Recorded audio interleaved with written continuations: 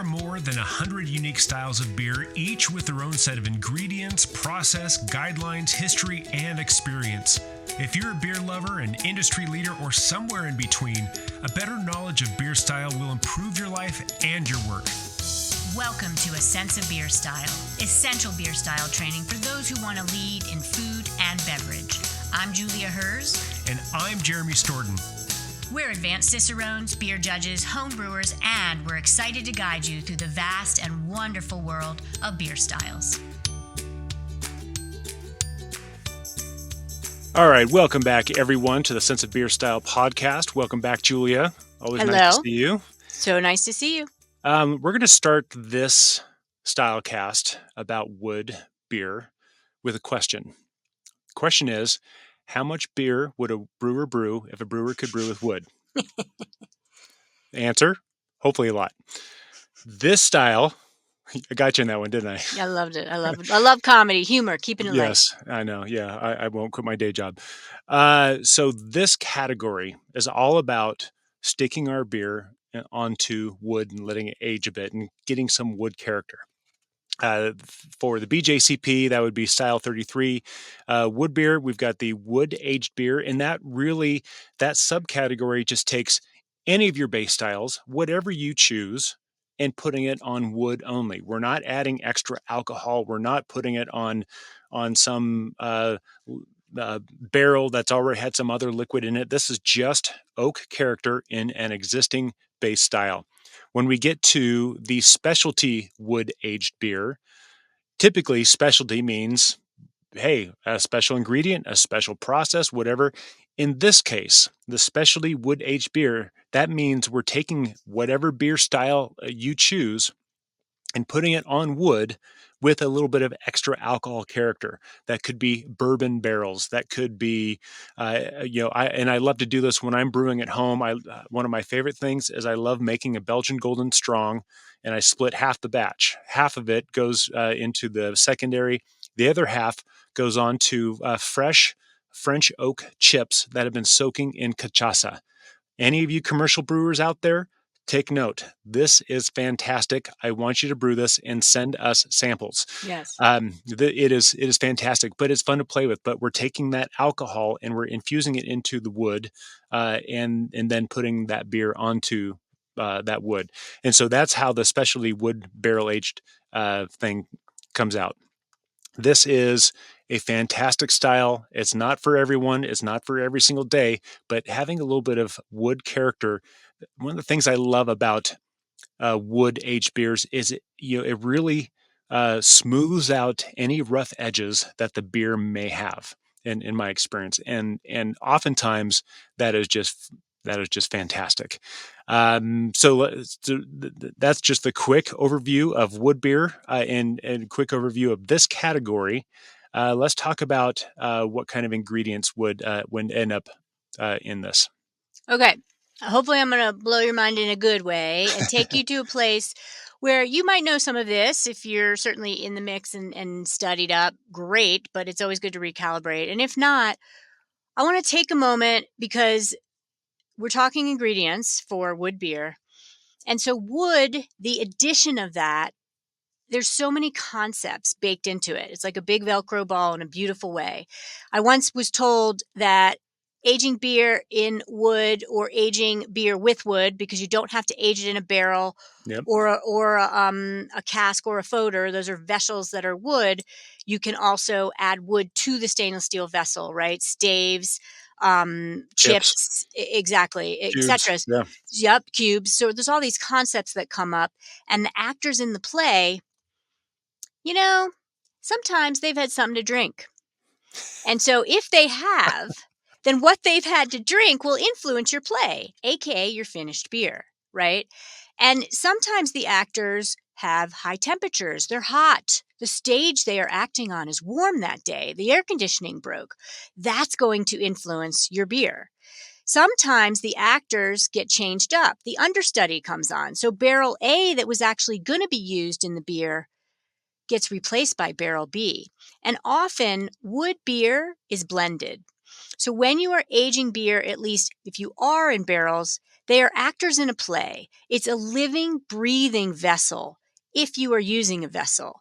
Concepts like, porosity, microaeration, surface to volume ratio, all of these things come up and they are all going to influence the final beverage, the beer, right? You want to think about microbes too.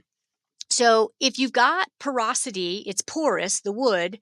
If they are influenced by the air, then microbes can come in. So especially with this specialty wood aged beer, you're going to have previous ingredients that might have already been influenced, and you've got an ingress where the wood is more moist, and then the beer hits it, and so you've got this introduction of other microbes. So the ingredients in your wood beer are often going to be influenced by microorganisms and wild yeast like Brettanomyces. You've got also anaerobic and aerobic. You've got the introduction of oxygen as an ingredient. How much oxygen is actually getting into that barrel? Is somebody that brewed it stirring that beer around, rolling it? So you've got more oxygen and you've got an aerobic environment where these microbes are going to flourish, or anaerobic when the oxygen is all gone. The porosity is all almost sealed up because it's really the barrel has shrunk and it's tight. So there's just concepts again and again. And when we get to flavor, I'm going to talk about some chemical compounds that are the result of the different barrels. And let's also remember too that the types of oak that would be used is a plethora, and we'll talk a little bit about that as well during flavor. But just know the ingredients will be your standard beer ingredients that you would ferment your malted barley or malted wheat, whatever your grains are, often hops if the style calls for that, the brewer wanted it. And then any addition of Saccharomyces manually added, but then the environment can also help ferment it with microorganisms, and water. Water is key. So that's a big tangent with a lot of concepts. And I hope I answered the question and didn't get you anything but more intrigued. Well, and that was fantastic. There's one other little concept that I think comes up quite a bit that I want to mention. And let's say Julie and I are brewing a beer, and we're going to put it into a barrel. So the question is, well, what kind of barrel? Do we want a fresh barrel made from the French oak or American oak or whatever? But anyway, that's a fresh barrel. So therefore, we're going to get a lot of barrel character, a lot of wood character out of that because it is a fresh, unused barrel. If we use that again and again and again and again, or in the case of giant wood foeders, those are also like, basically think of giant barrels. They're putting the liquid onto wood, but they're being used again and again and again, and that's where we get neutral oak or neutral wood or neutral barrels, where some of that woody character is not pulled out of it quite as much as it used to. So that's a term, for those of you who don't know that already, that's a term that exists in both wine and the beer worlds and beyond, that you may hear. So put that in your lexicon. So when we get to appearance, this is just going to be a blanket statement. It's all dependent on your base beer. A blonde's going to be different from a dunkel. So go back to those style casts and understand what your base beer is. However, you take any beer and you put it on some wood.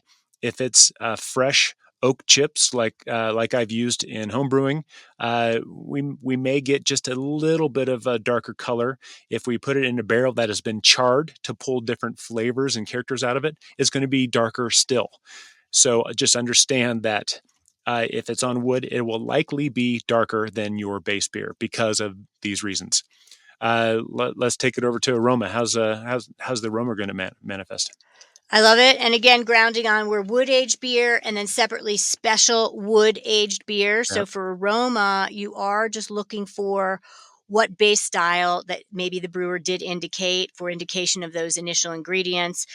You can't smell things like tannins. We'll talk about that in the mouthfeel. But you, as Jeremy said, often darker, depending on the pitch, the barrel pitch. There's charring, there's toasting, there's levels of toast. That's all going to bring certain chemical compounds.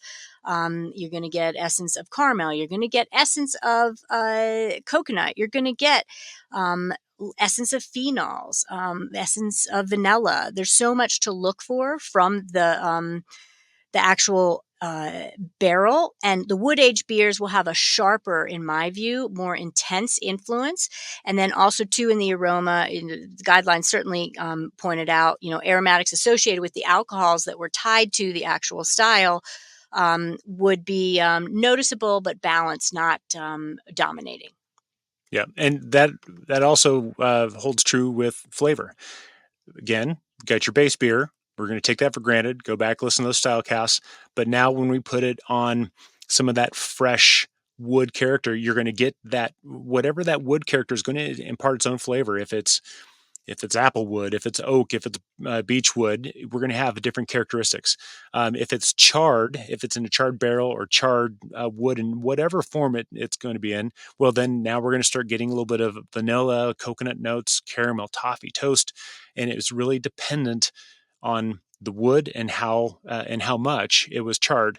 Uh, in the case of the specialty wood aged, well, now we're going to start adding. Let's say it was aged in a Pinot Noir barrel. Well, now we're going to get a Pinot Noir influence. If it's bourbon, it's going to have a bourbon influence, cachaça influence, etc.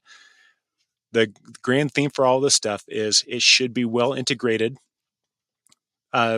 Particularly professional brewers know, and hopefully all the home brewers either know or are learning that you need to blend this stuff down to get it just right. If it's too much wood, if it's too much character, it's going to be hard to drink. So make sure you have make sure you have enough to blend. So it should be very well integrated, not harsh, not overpowering, but just delightful and enjoyable. That's kind of what the flavor ought to be. How about mouthfeel? Yes, and I'm going to touch upon something first that the style Please guidelines do. don't mention. Lipids. Lipids are a part Mm-hmm. of what a characteristic of wood. It's the fats, it's the oils, and so I noticed that most wood barrel aged beers that I have, whether we're talking specialty with previous alcohol influence from that same wood that's influenced your final beer, or just the straight up wood aged beer, is without the alcohol influence that was in the previous barrel. They have a mouth feel that is affected. It's hard, it's tougher head collar, a foam. Head retention is often affected. You've Mm-hmm. often sometimes got a affected heavier mouth feel, some of those oils and fats. But then on the flip side, the actual style guidelines do mention, which I think is funny because they'll need to address it because it's a bit of a disconnect, that the tannins from the woods, those polyphenols, right? They're proteins and tannins, that grippy aspect. Think of oversteeped tea, think of biting into a banana. Think of overaged young California Cabernet from a young winemaker that doesn't, have the full, often running, know how to age properly or fully in that oak, and they did a heavy hand. Those tannins, back to that, will affect the style guidelines. Also, the perception of body. They're going to create a grippiness. They actually, tannins, dry up the saliva on your tongue a little bit and dry things out. That's the beautiful aspect of why so many wines and beers with tannins are so great with food, because it dries out the tongue.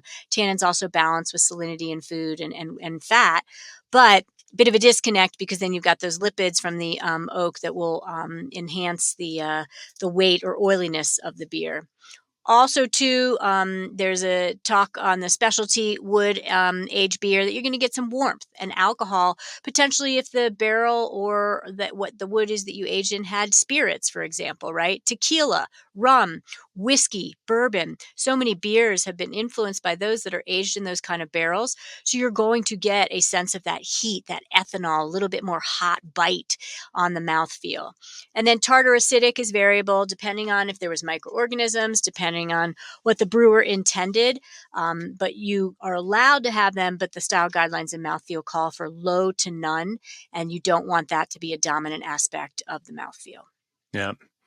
I'm going to tap my foot on style comparison, but this is going to be a no duh statement for any of you listening and watching. If we're going to put a dunkel onto wood, it's going to be a woody dunkel. If we take a dunkel and put it on a rum barrel, well, it's going to be kind of rummy and woody. It's so that's the best way I can just describe the style comparison. Is it's just going to have those characters, and I just want to make sure I'm very clear about that for anyone who's not really paying full attention. It's just going to have your base style with these characters of what goes into it. Um, and if you'd like, Julia, I'll just talk about vital stats. Yeah. There are none for these styles. It's base style dependent. So go back and review those style casts and check that out. But let's talk about glassware temp and then finally get into pairings. And glassware temp, if these tend to be bigger in alcohol, getting up above 8%, whatnot, you're going to have a smaller glass. That's Yeah. just an easier way to do it. You're going to serve them warmer because they will display better. There's more to showcase, less alcohol. And you're going to serve it colder and maybe a bigger glass. But I think treat these with regard in terms of the glassware. It'd be odd for somebody to serve me one of these in a pint glass. Like, you're often not volume wise drinking 16 ounces of this either at a time, Mm. right? An 8-ounce pour of a wood aged beer would be more of a common thing, even a 4-ounce. So you can then have 2 or 3. So I would say glassware smaller for higher alcohol for sure, and warmer if it's higher alcohol. Yeah, and I mean it's base style dependent. So if you're having a dunkel, have the same type of glass you'd have a dunkel in. Yes. Yeah. And if it's stronger, well, let's bring that down a little bit. It's usually going to be a 10-ounce pour, so easy. When it comes to pairings, again, it was base style dependent. It's flavor dependent. There's so many ways we can go with this. But here's a little tip from Uncle Jerry. If it's got some wood in it, especially if it's got some extra strength in it, this is where I love some fats with it. These are typically special occasion beers. I'm typically not adhering to my diet on this. Not that I'm on a diet, but it's like if I've got a good bourbon barrel aged type of porter or something like that, what? I wouldn't shake my nose at some shortbreads or some butter cookies or something like that. It's just having those fats that you were talking about in there before, Julia. Those fats are really cut through by that extra alcohol or just that extra wood character that comes through in an ordinary smoked beer. So it really kind of comes down to what do you want to eat with these basic styles, and just know you're getting a little extra flavor and aroma out of it. That's my take. I like it. And I will throw in, because we didn't go heavy into commercial examples really at all. Oh, I that's mean, right. one of the examples, wood aged beer, is Firestone Walker out of California, double barrel aged ale. This beer for me was a revelation. I literally did see this earlier in the year. Gosh, where was I? I think it was Montana, in the States. And I bought a 6-pack. I hadn't seen it for years. Maybe they just only do distribution now, mostly in their backyard in California. But this is a beer that kind of mimics the UK style, Yorkshire squares, Union squares. It is a UK kind of almost like friendship beer, where portions of the beer are fermenting in different barrels and they're fed up to different other barrels. And a little bit percentage wise of each of that is then added to the main batch. When they release each version of the beer, you've got a little bit of this friendship barrel aged influence beer in it. And so it's a 5% give or take beer. It doesn't have a lot of big tannins. It doesn't have a lot of alcohol, as I just mentioned, and it doesn't have a lot of wood influence, but certainly for a 5 some odd percent beer, it has a lot of complexity, right? And so that's what that barrel aging brings to that beer. And by golly, if I don't want that beer with fish and chips, I want it with something fried. I want it with French fries and tartar sauce. I want it with something with malt vinegar on top of it. And then the malt in that, the English style malts, those kind of pale malts to brown malts, are really going to just complement so much with the breading on top of whatever I'm eating that happens to be fried. Could be fried cauliflower for you vegetarians, doesn't matter. But that I just wanted to bring as kind of a flip the script, because these style examples, the commercial examples, you're going to find them really few and far between for wood aged beer. The specialty wood aged beer, a lot more you're going to see. Yep. But it's anything goes, as Jeremy keeps reinforcing, depending on what the brewer is about. But the Firestone Walker was a good example of, like, these beers can be sessionable, nuanced, and still bring the tannins to the table from the wood aging and the flavors all day long that you would normally not get had it not been influenced by some form of oaking or wood. Yeah, I could summarize it. It could be a California Chardonnay, or it could be a whiskey. It doesn't have to be strong. It just we're going to have that character, and it's wonderful. Um, so wood beers, they're pretty prolific, especially the specialty ones, like you mentioned, Julia. But just the plain, wood aged beer, less so. But they're still out there. But enjoy these. These are wonderful. But study them, know them, love them, enjoy them, and we'll catch you next time. And I'll say cellar them, age them, drink them Yeah, over time. Don't, never drink them, but try one that's 3 years old. Great Divide, barrel aged Yeti, I'm thinking of here in Denver, Colorado. yeah, You could good have a call. vertical of one from 1999 to one that's 2005 to one that's 2024. So I think those are really important. Is you can cellar these, age them, taste them against each other, and do your vintage tastings as well. Perfect. Cheers. Cheers, everybody. Thank you for listening to A Sense of Beer Style, the essential beer style training for those who want to lead in food and beverage. With advanced Cicerones, me, Julia, And me, Jeremy. tune into the next episode as we continue exploring the world of beer styles and what to make of them. We encourage you to listen to the prepisodes to build your foundation and better understand beer styles.